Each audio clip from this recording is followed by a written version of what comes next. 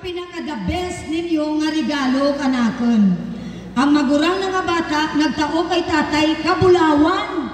Nagtao tanakang gold. Ang ikarwa nga bata, nagtao kang kwarta. Ang ikatlo nga bata, nagtao ka asin. Oh my God. Wala nang dagali naman ano si tatay nanda, mahilig magraha, magluto. So sa bagay nga, hambal na sana nga kusinero, abira ato kung ano ang gintao kabata ko. So nagraha ang kusinero. Siyempre ginbutangan na ka.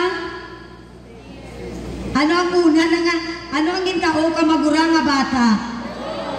Gold. So ginbutangan na ang pagkaon ka gold. So ginpakaon kay tatay na ano ang sabor kapag kaon niya may gold? Okay. Sunod, kuon ka tatay na abi matiraw ako kang gintao ka bata ko nga ikarwa. So, nagraha ang kusinero. Siyempre kay kwarta ang ginbutang na sa pagkaon. So, gintirawan ni tatay na ano ang sabor kapag kaon nga may kwarta? So, sa uri ang tatay na kuno ano man dyan gintao ka mga bata, kumanda wara, giti, ano man dyan gintao. So, ikatlo na nga bata, nga ang asin, gintao sa kay tatay na, so, nagraha ang kusinero. Ginpit ka, nakaasin ang ginraha nga pagkaon. Pag-abot kay tatay na, nakapawaw si tatay na. Kay ang asin gali, amo to ang nakatao kang sabor sa pagkaon. So, amo dyan tilad nga hapon nga, ako bilang asin, tilad nga hapon, bilang asin tayo sa bawat isa, tayo ay magkaroon ng lasa.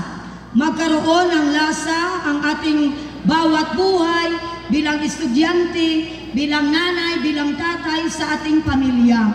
Ang pagiging asin ay napakahalaga sa atin bilang isang tao. Kaya di bala ang asin, naga-preserve. Ang asin, hindi kita makurap kung naga-preserve. Wala ka na nagapantos. So look at me. Ako may siyam ako kabata. Pero tagad nga nagapangasin ako. So I'm always fresh. Kaya maragaling children, ang matao kaasin. So ngayong araw na ito sa inyong graduation, naway maging tunay tayo na asin sa ating buhay. Maging tunay tayo na asin sa ating mga pamilya. Paagi sa atin nga successful nga kabuhi. So, bilang si nanay ninyo Lorly, nga super nanay asendera kamyagaw, ang akin nga success nakapasad sa ginatawag nga faith, hope, and love. Kung magkuon kita nga faith, di bala pagtuo nga may pagsarig sa mahal nga Diyos. Kung magtuon kita nga hope, paglaom, pag-asa, paglaom nga nagasarig sa mahal nga Diyos. Kung magkuon kita nga love, pagigugma, nga sa giapon nagasarig, nga may pagsarig sa mahal nga Diyos. Wala gid ako nag-expectar, my dear graduates, nga ako makabalik eskwela. Kay man-anin nyo, third year college na ko daad sa West Visayas State University. I was 19 years old that time. Ay nako, napasubo ako sa pag-ibig ko kay Rizal. Oh my God. So, wala ko na dayon ang ako niya pag-eskwela. So, amo dya ang chosen life ko, na nilamoy ko na lang ang buhay ko, na nagkaroon kami ng pambansang bayani na si Rizal na maraming anak. So, dahil ito ang chosen life ko, sabi ko, paano ko kaya maangat ang buhay ko sa ginawa kong pagkakamali? Kasi kung minsan, di ba, nagkakamali tayo. Ito yung nakikita natin. Pero kung gisa, nabubulagan tayo sa katotohanan. Na ang akala ko na si Rizal na ang pambansang bayani ay isang Superman, siya pala ay isang Spider-Man.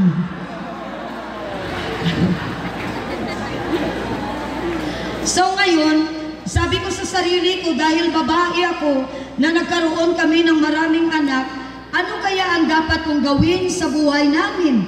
dahil mahal ko naman ang asawa ko.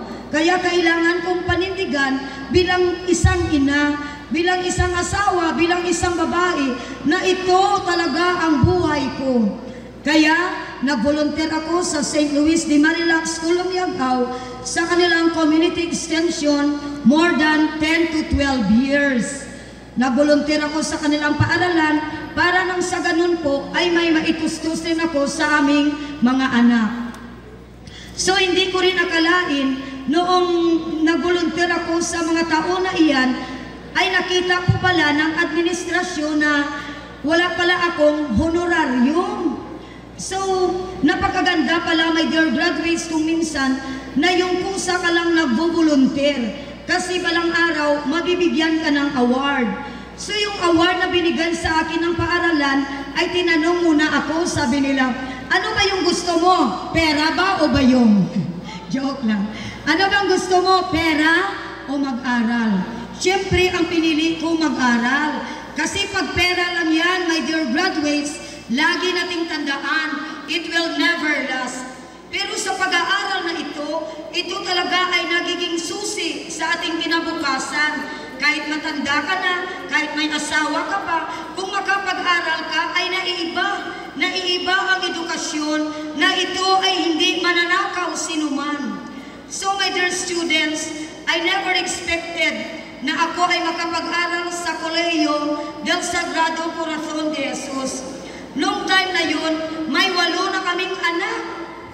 Sabi ng asawa ko, napaka-ambisyosa naman ang asawa kong ito. Dahil mag-aral pa daw siya. Sabi ko, just pirmahan mo lang na gusto mong magbalik ako sa pag-aral. Tapos yung mga anak ko, nagdesisyonin sila na magsuporta po sila sa akin na magbalik sa pag-aaral. It is a very, very hard kind of journey kasi may mga anak na po kami, tapos mag-aaral pa ako sa city every day for 4 years. Kasi BS in Social Work yung kurso ko po. Pero may times po talaga na ang hirap, naging masaya po sila. So nagulat po ako na nag-BS-CBN po yung story ko na nakagraduate po na i-picture po ni Ma'am Bernadette Simbrano sa TV Patrol World. Yung graduation ko po na iyon at yun din po ang nabigay sa sagrado ng karangalan. Dahil nung time na iyon ay 100 years ng sagrado. Tapos hindi nakagraduate na po ako. So kailangan ko pa pala na makapasa sa board exam. Oh my God.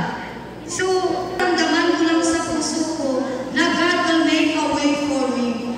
Akalain nyo, my dear students, nung araw na iyon na one week na lang ay kailangan na namin ipasa ang mga requirements para makakuha ng board exam.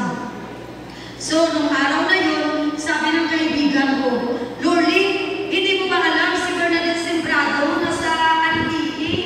Oh my God, sabi ko, Lord, baka ito na yung sagot sa board exam ko. So, hindi ko talaga in-expect na habang ako'y nagkakapidyak sa front ng bahay namin, ay bigla lang talaga na may huminto na van. Sabi ko, oh my God, Lord, wag mong sabihin na si Bernadette Sembrano ito. Oo nga, my dear graduates, ang bumaba si Bernadette Sembrano. Pagbaba agad ni Ma'am Bernadette Sembrano, ang sabi niya sa akin, Lord, di ba kukuha ka ng board exam? Sabi niya talagang alam ko na makapasa ka sa board exam. Sabi ko kay Ma'am Bernadette, Ma'am, next year lang ako kukuha kasi di ba wala akong pera. Itong si Ma'am Bernadette talagang insist siya talaga na talagang pinadala siya talaga ng Panginoon all the time na tulungan ako. Sabi niya, Nay, ano ba talaga yung problema? Ay, hindi na talaga ako nakatiis. So, nasabi ko, at the same time po, ma'am, hindi ko po makuha yung mga records ko po kasi may babayaran pa ako na sa school. So, agad-agad sabi ni Ma'am Bernadette, huwag kang mag-alala, Nay, magkano ba yung babayaran? So, talagang nagpadala si Ma'am Bernadette Sembrano ng pambayad ko sa board exam. So, ngayon hindi ako naka-review. Sabi ng mga guro ko doon sa Sagrado, Hoy Lorly, talaga bang makapasa ka dyan? Baka mamaya hindi ka malang makapasa. Di wala akong perang pang ano, my dear graduates. Wala akong perang pang review. Pero talagang ang atin nga pag-igumaanay. So dapat din natin nadumduman nga kung ang bata ka natin, sumayan, darawa ang alimpuros, i-bear din natin tana. Kay atin tana bata, pero kakon, alangan niya si Maria, karang magbatiti, kay ako ang nanay na. Alangan niya si Pedro ang mabatiti, kay si Rizaldi ang tatay na. Di ako ginagali, my dear parents, sa atin nga panimalay. Kagayon sa mga graduates, hindi kita never stop learning.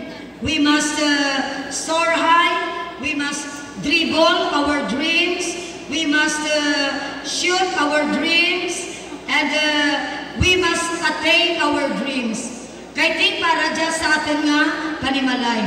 Kag kita nga mga kabataan, mangin asin kita nga tunay sa atin panimalay. Kaya kung maging successful kita, di ba? Nagatao kita kasabor sa atin nga pamilya. Nga kung kauna, pigado lang kita, talag na isaboran ang atin nga pamilya. By the way, my dear graduates, ang kaimulon o kung ang poverty is only a situation. Sitwasyon ng nagali nga pwede natin iislan, pwede natin nga itiklod, paagi sa pagpangamuyo, kapaagi sa pagigumaanay, kag sa atin gid nga pagimakas.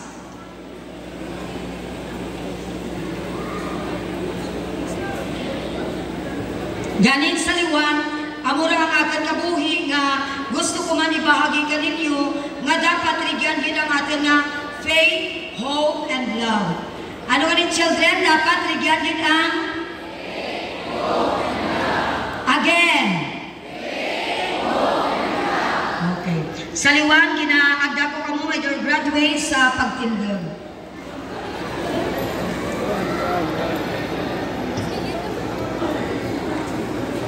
Kagi na agdakagin ka mo nga, please close your eyes. Please close your eyes for a while. Let me sing this song for you. In Christ alone, I place my trust to find my glory in the power of the cross. And let it be said on me, my source of strength, my source of hope is Christ alone. Kay Kristo lang, tiwala ko, ang kamatayan niya'y kaluwalhatian ko. Sa sasabihin ko, tanging lakas, tiwala ko, kay Kristo lang. Again, in Christ alone, I place my trust to find my glory in the power of the cross. Every victory, let it be said on me, my source of strength, my source of hope is Christ alone. Kay Kristo lang, tiwala ko, ang kamatayan niya'y kaluwalhatian ko. Sa bawat kinabukasan ng bagong Pilipinas, mabuhay tayong lahat. To God be the glory.